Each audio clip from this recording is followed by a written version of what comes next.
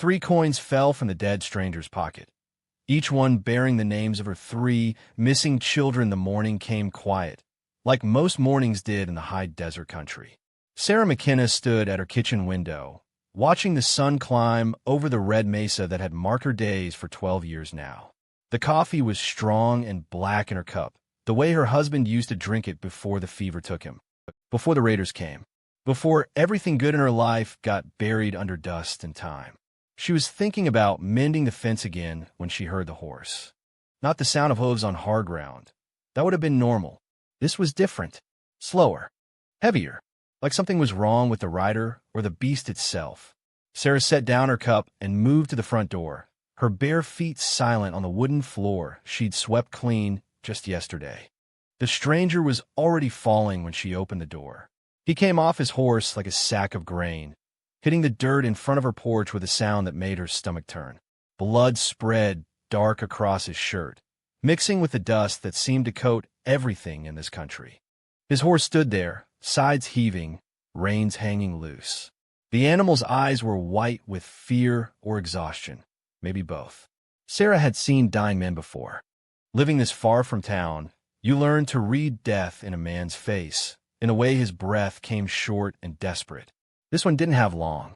She knelt beside him, her skirt gathering dust. Up close, she could see he was young, maybe 30, with brown hair that needed cutting and hands that had seen hard work.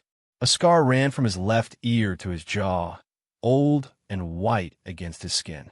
He was trying to say something, his lips moving without sound. "Easy now," she said, the way she used to talk to her children when they woke from bad dreams. Easy. His eyes found hers, blue like winter sky. There was something in them she recognized, the look of a man carrying weight he couldn't set down. His hand moved to his pocket, fingers working at something inside. "Please," he whispered, and blood came at the word. Sarah helped him, her fingers finding what he was reaching for. 3 coins fell in her palm, silver and warm from his body heat. They were beautiful things, each one carved with careful hands.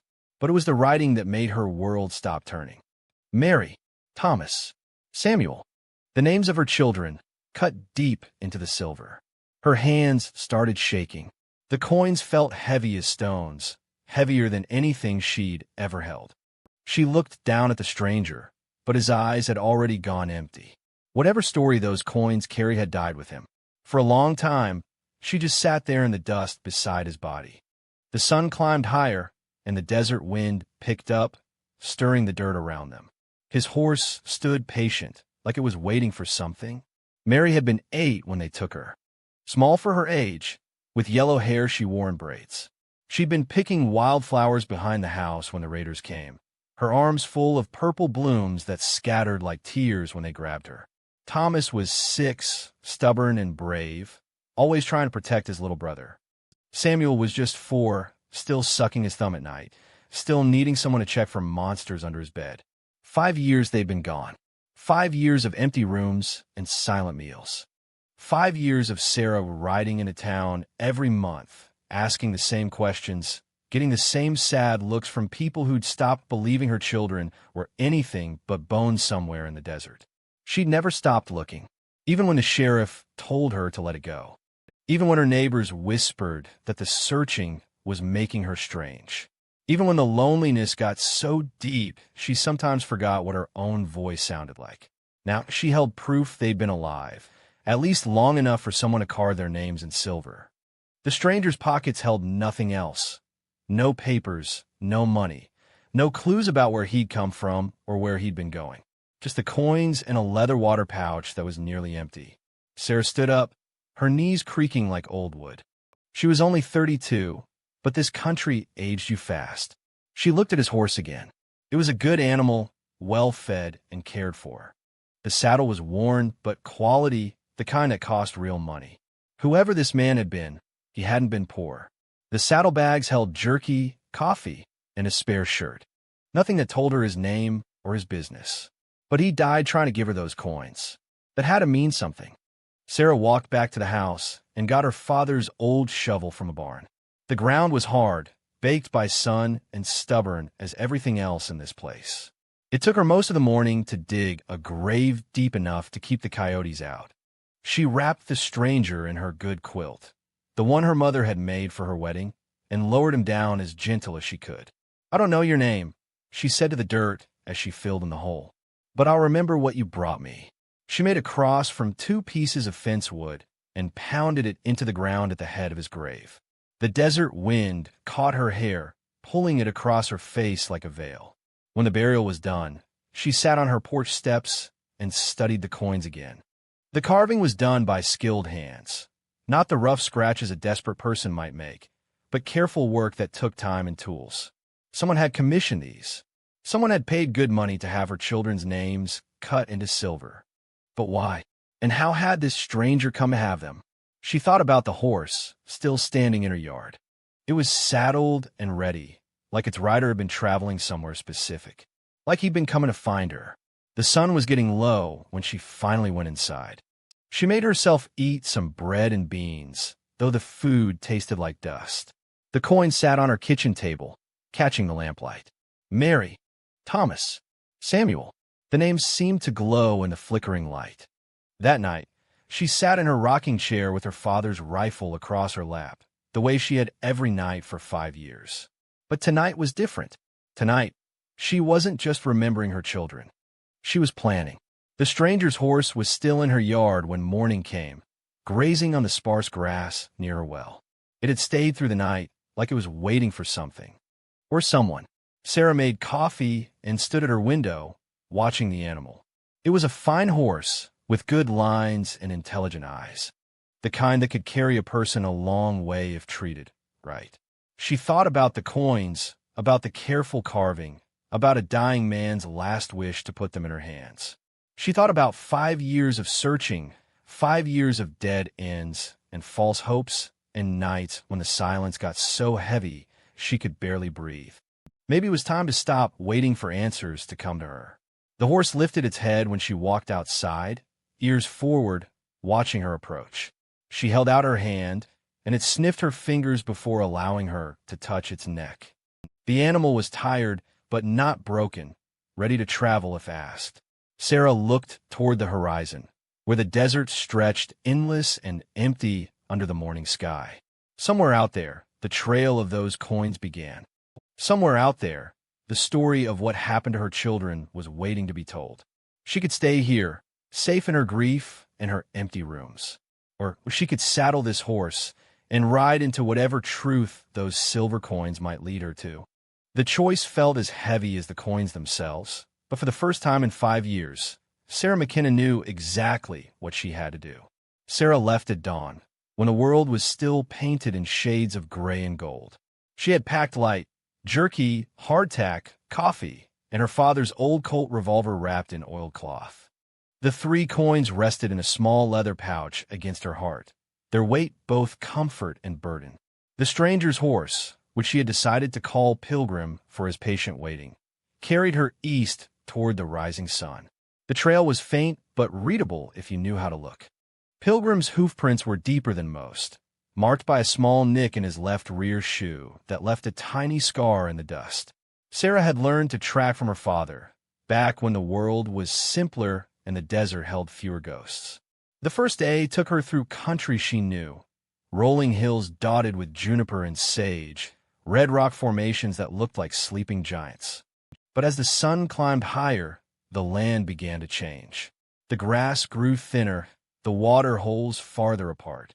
This was the broken country, where decent folks rarely went and questions were not welcome. By noon, she reached the ruins of what had once been a trading post. The roof had caved in years ago, and desert flowers grew through cracks in the walls. An old man sat in the shade of a mesquite tree, whittling a piece of wood with hands that shook like autumn leaves. "You're a long way from anywhere, ma'am," he said without looking up. Sarah dismounted and led Pilgrim to the trough. The water was brackish but wet. "I'm following a trail.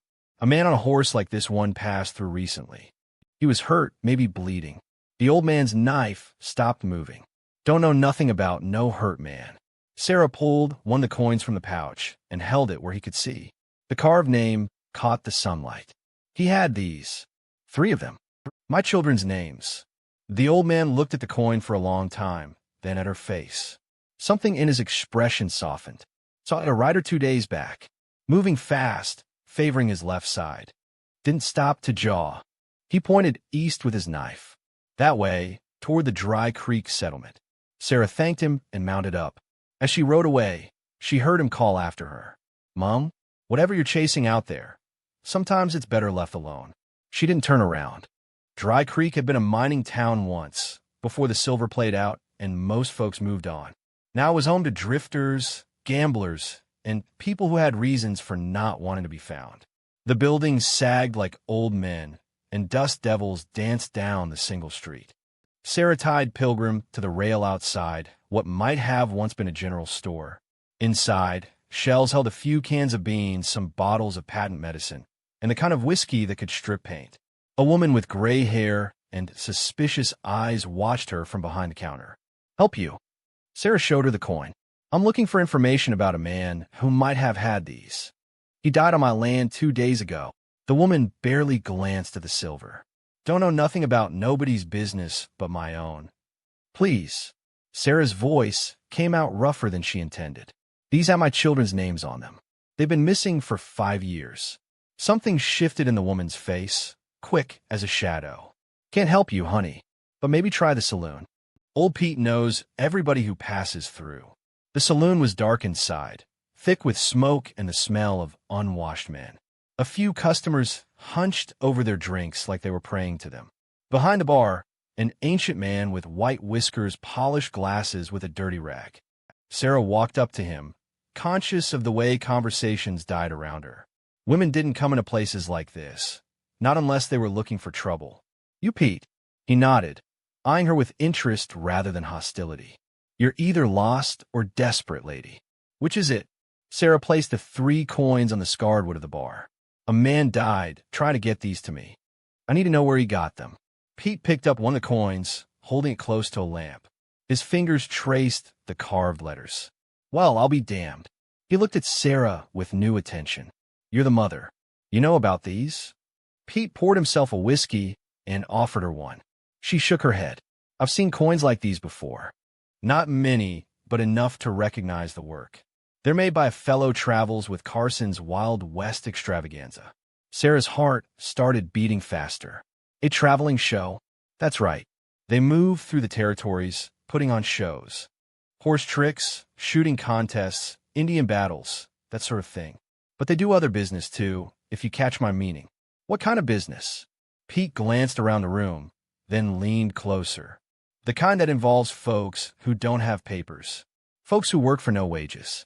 Folks who can't say no because they got nowhere to go. The words hit Sarah like cold water.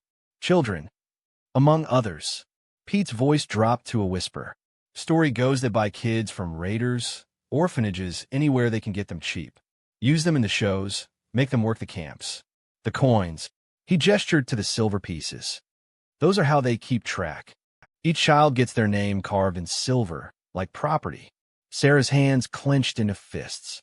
Where's this show now? They move around. Never stay in one place too long. Last I heard, they were heading toward the Colorado territory, but that was weeks ago. Pete studied her face. Lady, if your children are with that outfit, you can't just ride in there and ask for them back. Carson's got men who know how to use their guns. Sarah gathered up the coins, her mind racing. The man who died, he was running from them? Most likely. Sometimes folks grow a conscience. Sometimes they try to make things right. Pete's eyes were sad. Usually doesn't end well for them. Sarah left the saloon with more answers than she'd had in 5 years, but each answer brought new questions. She bought supplies at the store. The woman's attitude had changed after word spread about the coins, and rode out of town as the sun was setting. She made camp beside a dry creek bed, where a few cottonwoods provided shelter from the wind. Pilgrim grazed on sparse grass, while Sarah built a small fire and made coffee. The flames danced in the darkness, and somewhere in the distance, a coyote called to its pack. She pulled out the coins again, studying them in the firelight. Mary, Thomas, Samuel. If what Pete had told her was true, these weren't just names, they were brands, marks of ownership. Her children had been turned into property, marked like cattle. The anger that rose at her chest was hot and clean. For 5 years, she had imagined them dead. Dead was terrible, but it was final. This was worse. This was knowing they might be alive, trapped, treated like animals. She looked up at the stars scattered across the black sky like scattered silver coins. Were her children somewhere under these same stars? Did Mary still remember the lullabies Sarah used to sing? Did Thomas still have that stubborn set to his jaw? Did Samuel still suck his thumb when he was scared? A traveling show moving through the territories. It would be like chasing smoke, but it was more than she'd had yesterday. Sarah banked the fire and spread her bedroll under the stars. Tomorrow, she would ride toward Colorado territory. She would find Carson's Wild West extravaganza, and she would find her children. The coins pressed warm against her chest as she lay down. In the darkness, she could almost hear them breathing. 3 small heartbeats, keeping time with her own. Morning would bring new trails to follow, new questions to ask. But tonight, for the first time in 5 years, Sarah McKenna fell asleep, holding on a hope instead of just grief. The desert wind whispered through the cottonwoods, carrying with it the faint sound of distant music, or maybe it was just the memory of children's laughter, finally close enough to follow. Sarah smelled the wood smoke before she saw the camp. She had been following wagon tracks for 3 days, moving deeper into Colorado territory where the mountains rose like broken teeth against the sky. The trail led through a narrow pass between red cliffs and then opened into a valley so green it looked like something from a dream. Water ran clear through the center of the valley, fed by springs that bubbled up from deep underground. Grass grew thick and tall, untouched by the drought that had turned the rest of the territory into dust and bone. It was the kind of place that made you think God still cared about the world. That's where Carson's Wild West extravaganza had made their camp. Sarah reined Pilgrim to a stop on the ridge overlooking the valley. Below her spread a sight that would have been magical to a child's eyes. Bright red and yellow wagons formed a circle around the largest tent she had ever seen. Smaller tents dotted the grass like colorful flowers. Horses grazed in rope corrals, and the smell of cooking meat drifted up on the evening breeze. But Sarah's eyes were trained to see what others might miss. The camp was arranged like a fort, with guards posted at the passes. The bright colors couldn't quite hide the bars on some of the wagon windows, or the way certain people moved through the camp with their heads down, like beaten animals. She made her own camp on the ridge, hidden among the rocks and scrub pine. As darkness fell, she watched the show below come to life. Torches blazed around the big tent, and music drifted up from the valley floor. She could hear laughter and applause, the crack of whips, and the thunder of horses' hooves. It sounded like joy, like celebration. But Sarah had learned that the prettiest flowers sometimes grew in the darkest soil. When the show ended and the torches began to dim, she made her move. Sarah left Pilgrim tied to a pine tree and worked her way down into the valley on foot. The grass was soft under her boots, still warm from the day's sun. She moved from shadow to shadow, using the skills her father had taught her long ago when hunting was about survival, not sport. The camp was quieter now, but not silent. She could hear voices from inside the wagons, the soft nicker of horses, the crackle of dying fires. Guards walked slow circles around the perimeter, but they were watching for threats from outside, not ghosts moving through their midst. Sarah crept closer to the wagons with barred windows. The first one she reached held women, mostly young, sleeping on straw mattresses. Their faces were thin and marked by work and weather. One stirred as Sarah passed, opening eyes that held no hope. The second wagon was different. Smaller shapes huddled together for warmth. Children. Sarah's heart hammered so loud she was sure the whole camp could hear it. She pressed her face to the bars, trying to see into the darkness. How many were there? 10? 15? They ranged in age from maybe 6 to 16, all of them too thin, all of them wearing the same look of defeat she'd seen in the women's wagon. A hand grabbed her shoulder. "Looking for something, lady?" Sarah spun around, her hand going to the gun at her hip. The man behind her was tall and lean, with the kind of smile that never reached his eyes. He wore a red coat with brass buttons and a hat with a feather in it. Everything about him was show business except for the Colt revolver on his hip. "Easy now," he said, holding up his hands. "No need for violence. I'm just curious what brings a lady creeping around our camp in the middle of the night." Sarah's mind raced. Running would get her killed. Fighting would wake the whole camp. That left talking. "I'm looking for someone. Aren't we all?"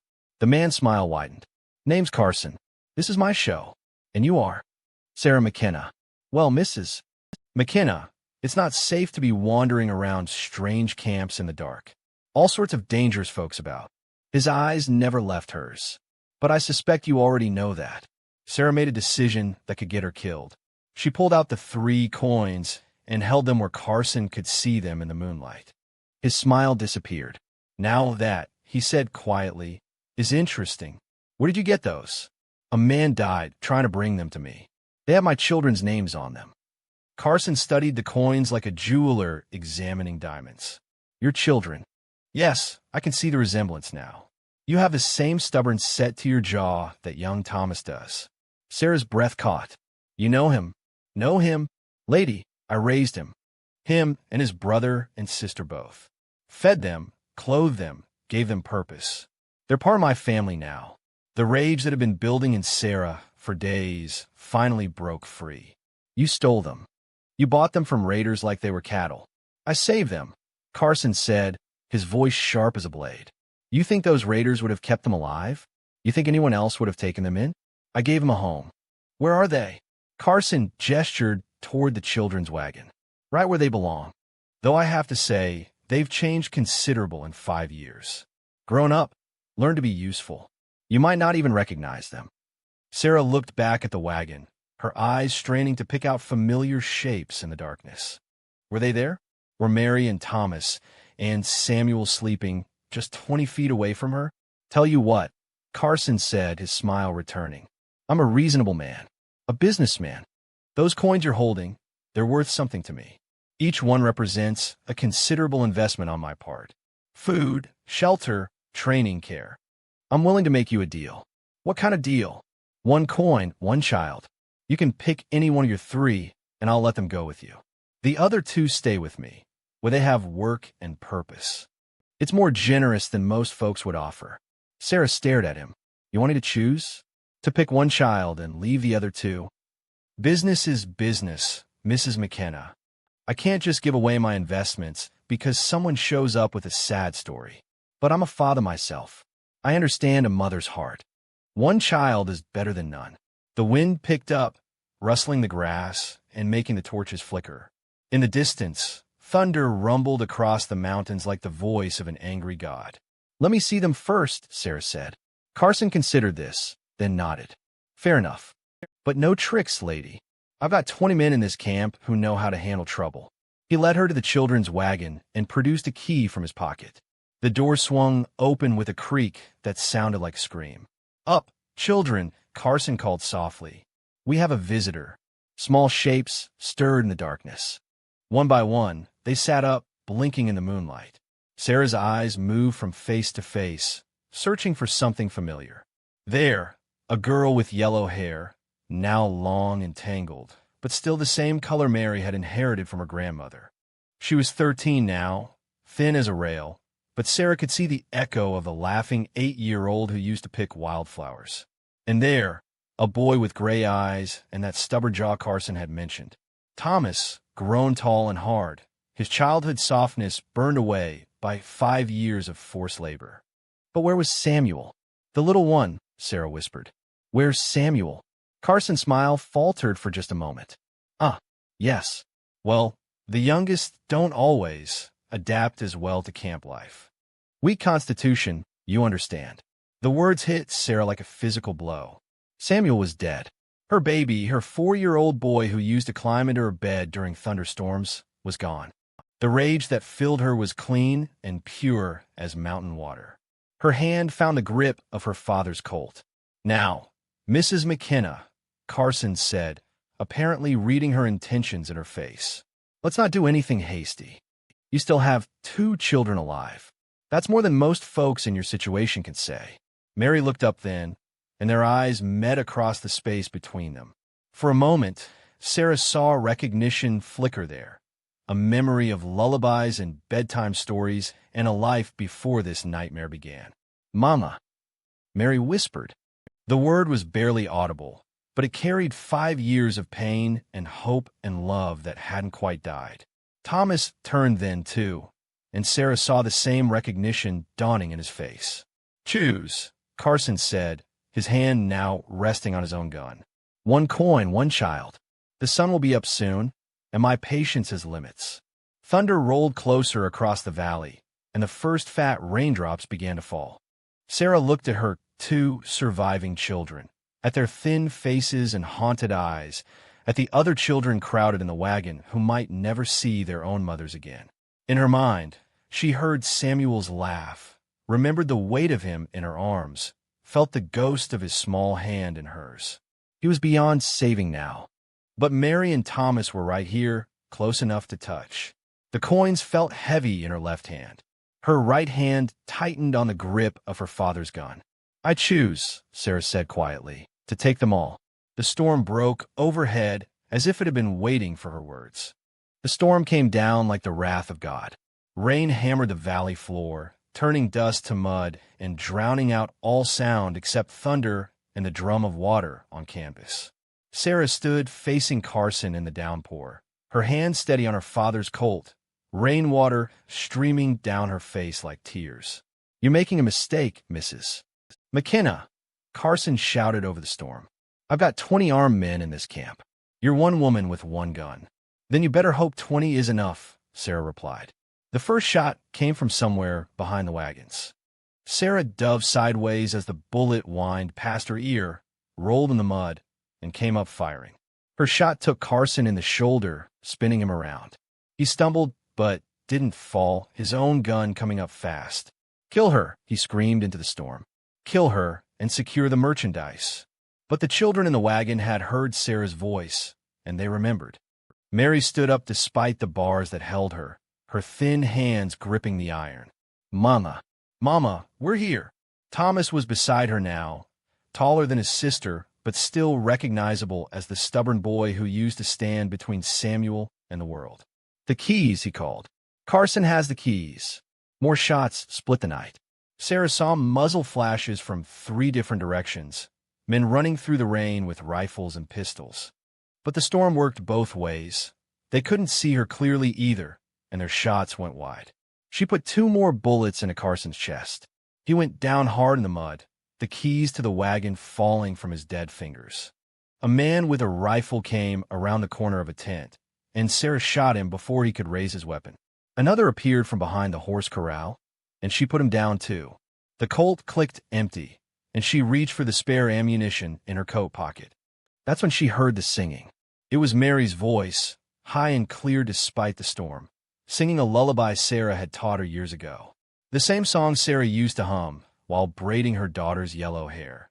The same melody that had filled their little house with love before the world went dark. Other voices joined in. First Thomas, then the other children in the wagon. They sang while bullets flew and thunder crashed, their voices rising above the chaos like a prayer made of memory and hope. The song did something to Sarah's enemies that bullets couldn't. Men stopped shooting and listened. Some dropped their weapons entirely. One of the guards sat down in the mud and started crying, like the sound of those children's voices had broken something inside him that had been holding back 5 years of guilt. Sarah reloaded her gun and moved toward the wagon, but she found she didn't need it anymore. The remaining men were backing away, disappearing into the storm like ghosts fleeing the dawn. Whatever hold Carson had over them had died with him. She picked up the keys from beside his body and unlocked the wagon door. The children poured out into the rain, not just Mary and Thomas, but all of them. 15 boys and girls ranging in age from 6 to 16, blinking in the storm like creatures emerging from a long darkness. They clustered around Sarah, not quite daring to touch her, as if she might vanish like a dream. But Mary stepped forward, her yellow hair plastered to her head by rain, her 13-year-old face holding echoes of the little girl who used to pick wildflowers. "Mama," she whispered, "is it really you?" Sarah reached out and touched her daughter's face, feeling the realness of her skin, the warmth of her breath. "It's me, baby. I'm here." Then Thomas was there too, his gray eyes, his father's eyes, bright with tears that mixed with rainwater. "We thought you were dead. Carson told us you were dead." "I've been looking for you," Sarah said, pulling both children into her arms. "Every day for 5 years, I've been looking." They held each other in the storm, while thunder rolled overhead and lightning lit the valley like day.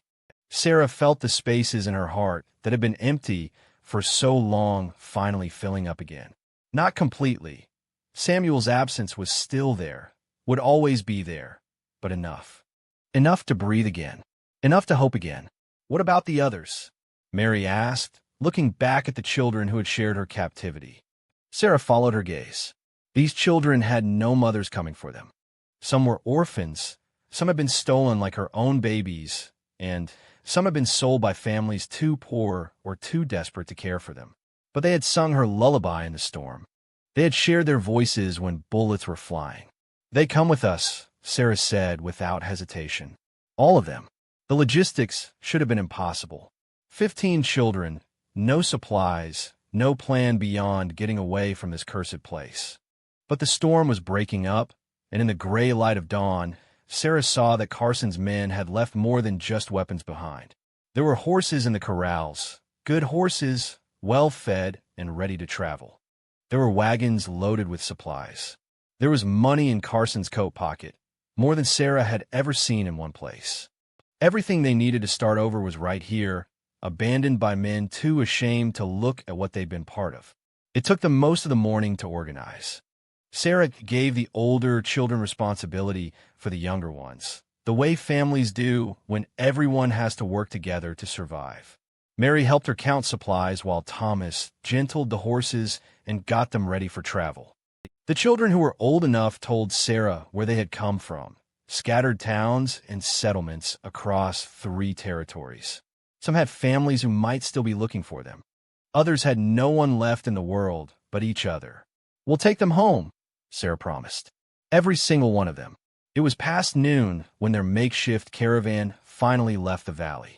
Sarah rode at the front on Pilgrim, with Mary beside her on a gentle mare and Thomas driving the lead wagon.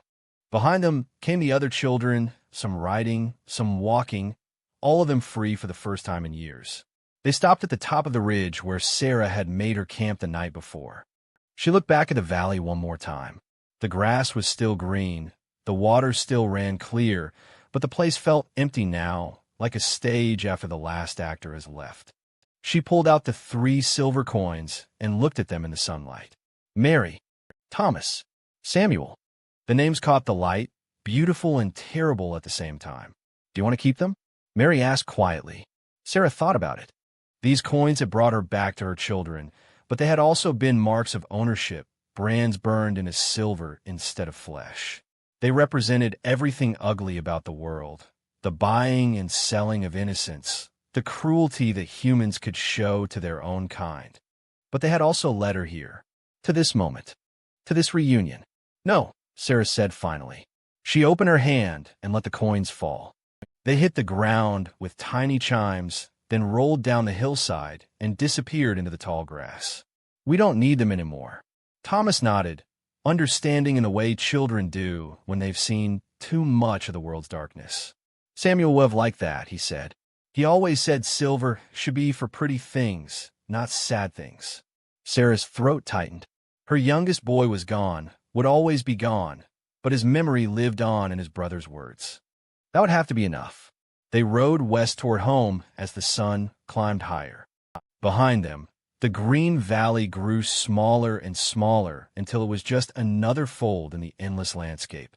Ahead of them stretched the desert, vast and challenging and beautiful in its honesty. But Sarah wasn't afraid of the desert anymore. She had crossed it once to find her children. She would cross it again to bring them home. The horizon that had seemed empty for so long was full of possibility now. There would be challenges ahead. 15 children needed more than just rescue. They needed healing, needed time to remember how to trust the world again. Some would go back to families who had never stopped looking. Others would become part of Sarah's own family, the way children did in frontier country when blood mattered less than love. But that was tomorrow's worry. Today, Mary was singing again, not the lullaby from the storm, but something new, something joyful. Thomas was teaching the younger children how to read trail signs. And Sarah McKenna was riding toward home with her heart full for the first time in 5 years. The 3 coins lay forgotten in the grass behind them, their names catching sunlight until the wind covered them with dust, and they became part of the earth again. But the children whose names they had carried rode on, free and alive and heading home at last. Some stories end with justice. Some end with revenge. This one ended with something rarer and more precious, with love that was strong enough to cross any desert, patient enough to wait through any darkness, and fierce enough to bring the lost ones home.